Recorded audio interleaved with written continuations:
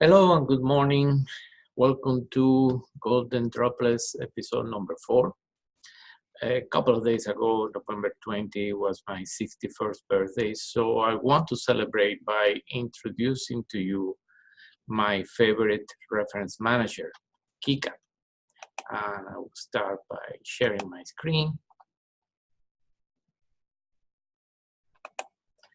If you remember last week, we were talking also about reference with Mendeley, Zotero, Qiqqa, Redcube, but we concentrated on Mendeley because mostly because when you are using a reference manager just to insert reference in a document, I believe Mendeley is much better, it's faster.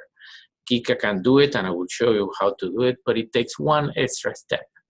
But for the rest, Qiqqa is still the best reference manager available. And I hope you had time to download it from the internet, www.qiqqa.com. And I just learned that it is open source now, so even the premium versions, I had the premium version because it is worth the cost. Everything is for free now, so this is great. I also mentioned that you can find a group of tutorials right here on this link here, and they will explain you in more detail the use of Qiqqa. I just want to show you how I use it in a very concrete way. So I recommend you to print this page. I just did the same. And we will use it to follow Qiqqa. Now, when the first time you open Qiqqa, of course, it's going to ask you for an email and a password. And then every time you open it, it will first check on the internet to see if there are any upgrades. It will check your watch folder to see if there is no reference there. So it takes a little time to upload. So I just had it open here. And this is what you see when you open your Qiqqa. There is a big screen here where you have all your libraries. Normally, we'll start with just an example of library. It's called the local guest library with a couple of reference. One of them is it's a book explaining you how to use Qiqqa, and you can use this to train yourself. And you can create as many libraries as you want, or you can just have just one library because the search engine for Qiqqa is really, really powerful. So, according to our list, the first step is how to import libraries. So let's open one library just to show you how it is. So when you open the library, here is all the books that I have. And here to the left is the many ways that you can add information. First of all, one thing is very important. Qiqqa works much better with PDF. So if you even have a document in Word, convert it to PDF and then put it in Qiqqa. So you can add individual document, you can just click and drag. If somebody sends you a folder full of reference and reports, you can, with just one click, put them all there. But this is the one that I wanted to talk a little more, the watch folder. And this is a folder that I personally created in Dropbox or in G Drive or in OneDrive. So I will have access to it anywhere that I am. And this is the place where I put all the reference that I find, all the documents that I find on the internet or somebody send me, I save it there. So when a Qiqqa opens, it goes directly to that folder, and if there is anything new, it will add it automatically. And it's very simple to do. You just click here. There should not be anything here. You click add another folder, and you select the folder where you're going to keep your reference, and that's it. It's very simple. The other thing very important here is import from another reference manager. So this is how I keep my Mendeley and my Qiqqa synchronized.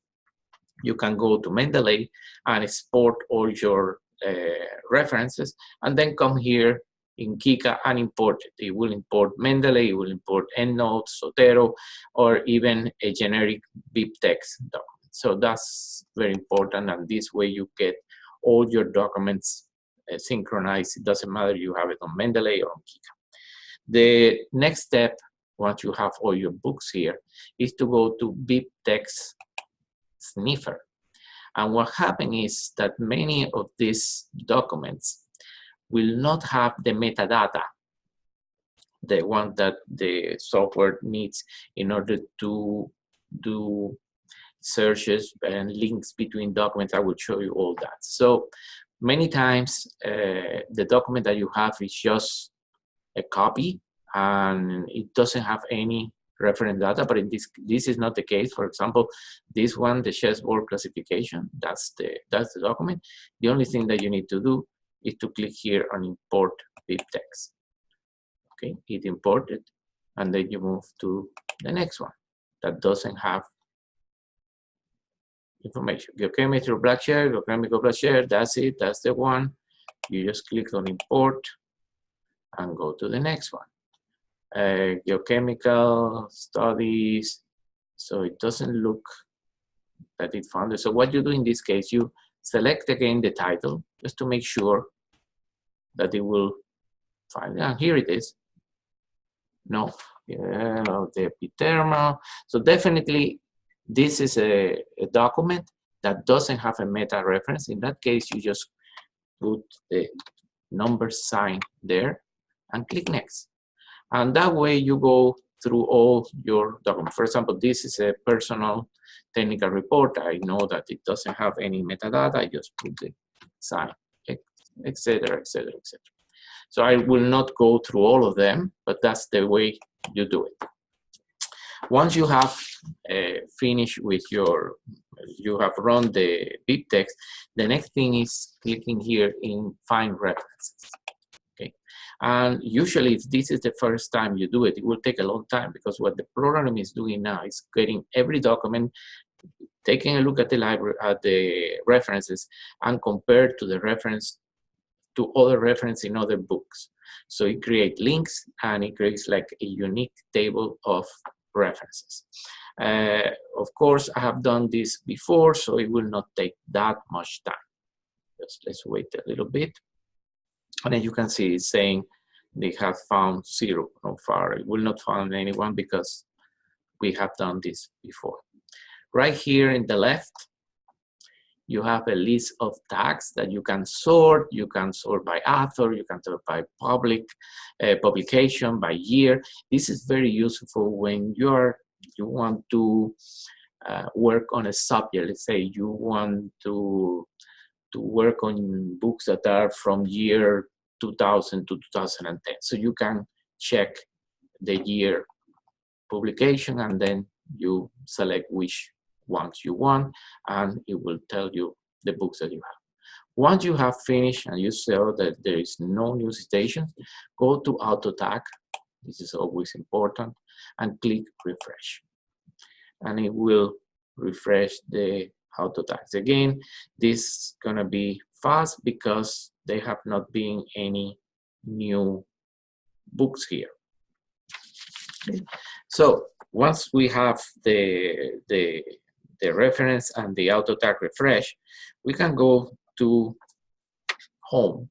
And to do that, you can close this, you can just jump here and click on Expedition. Okay, and in Expedition, first you click on the library that you want to work with. I'm gonna close this so we will use less power from the computer. Let's say I'm gonna use this Columbia Geology one. And because I have done this before, it already created a series of subjects. They call it themes. You can change this number to anything. Let's say I want to organize my Colombian library into 10 themes, and I click Refresh Expedition. So it scans all the documents, and it will create a series of 10 groups of subjects. Okay. Sometimes it will have these things like from to there, etc., which are not useful, but for most time it will give you good stuff like deposit, Colombia, etc., etc. You can always tell them how this is working. It's a working process. It's not as, it's good, it works good. But what I wanted to show you here is, for example, let's say you have this, I'm just selecting a book, mineral deposits, okay? So when you double click on it, first you have the book here that you can read, etc., to have an idea. And see, this was a copy, an image copy, but it just converted to OCR, so you can do search within the book. Okay, but here it is, the part that I like. I mean, the software classify your document and say, okay, this treats about deposits and gold deposit, and it talks about Chile, I don't know, and 43 101s. So you know exactly what is the content of the document. And here to the right, this is amazing. It recommends you what you need to read next based on the composition, on the content of the document and the authors. So you can jump from that document here to this document here, and this one is mostly gold deposit, is deposit, gold, tectonic, emeralds, etc., etc. So this is an amazing tool for studying, especially. So we have already done this, and before going to citation, which is really good, let's go back here. There is one option, it's called the Brainstorm, but you don't click here now because this is when you have Brainstorm saved in your computer. So to do a Brainstorm, you just open a library, you just go to any book and you right click on the book and click on Explore Brainstorm. I'm prepared to be amazed. What the software did is it takes your document, okay, your main book, and it creates a grid of all other documents that you have in your library related to this subject, by author, by subject, by theme.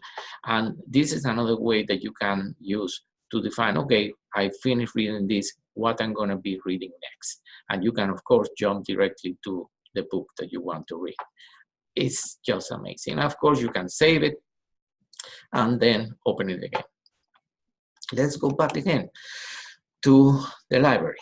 Another thing that you can do, of course, is annotate the book. So if you just double click on the book, you get the document. You can jump directly to the pages here. I was reading this, that's what it was in the back. And there are many things that you can do. You can browse in different sizes. But let me show you first, notes. Let's say that you found some information here that is really good. Let's say this thing. So you can highlight it, okay, with different colors. That's okay.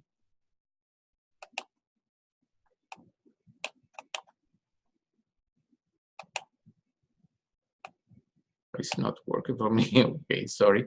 But you can highlight it. You can draw anything in the map. Okay, this is very interesting. You can select the text.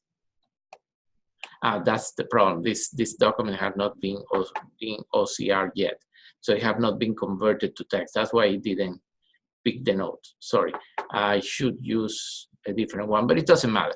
You select the text, and you get things like copy a picture, and when you copy the picture, you can copy to the clipboard or share it directly into your social media. One of the most important things that Qiqqa does, if you have a table, I'm gonna browse quickly to see if they must have the table.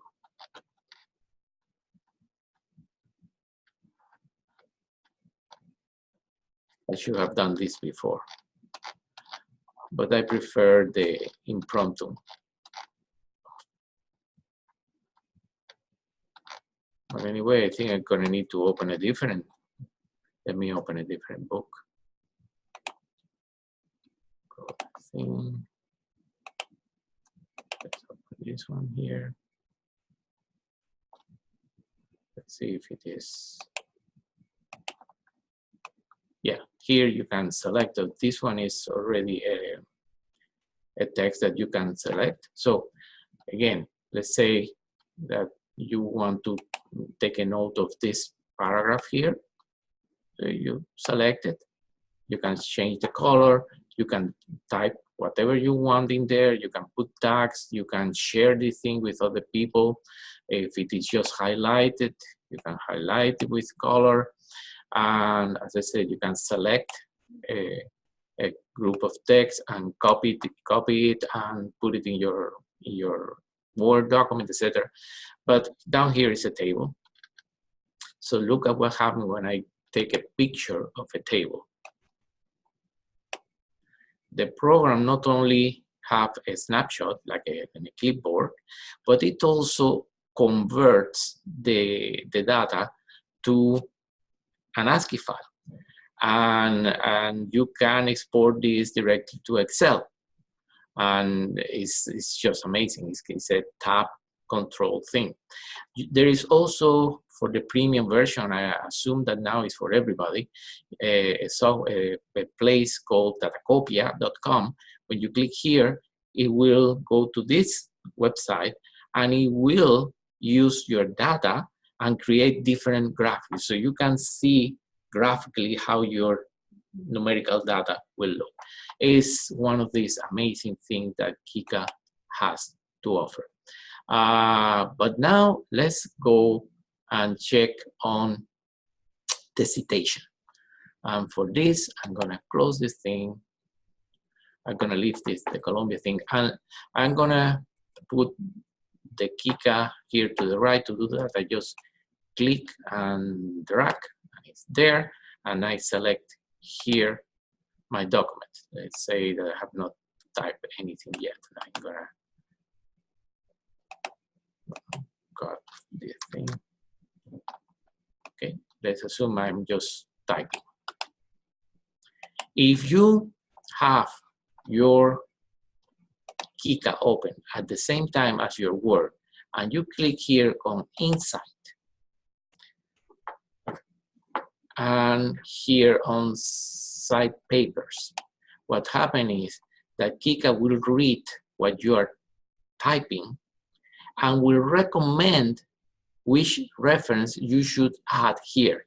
It's amazing. It doesn't work like 100% of the time, but it's a very, very good way of refreshing your memory, saying, okay, here I have this reference that I can add, and that is great. Now, why I still prefer Mendeley? Mendeley, as I mentioned before, you just click and start typing the title of or the author, and it's just one click to put the reference. Let's assume that I want to put this reference here in this place.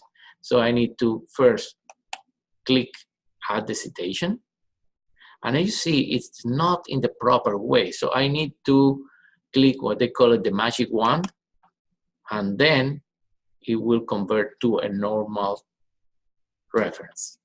And it's the same thing for the library. But again, you can use both because you still have access here to the Mendeley reference system. But I recommend it strongly. If you start with Mendeley, finish with Mendeley. Because if you use both systems, it will not work when you're going to do your list of reference at the end. So basically, I think that is all that I want to talk about Qiqqa. Again, I believe is the most powerful reference manager. I strongly recommend you train yourself on it, especially for studying or investigating a subject. It is really great.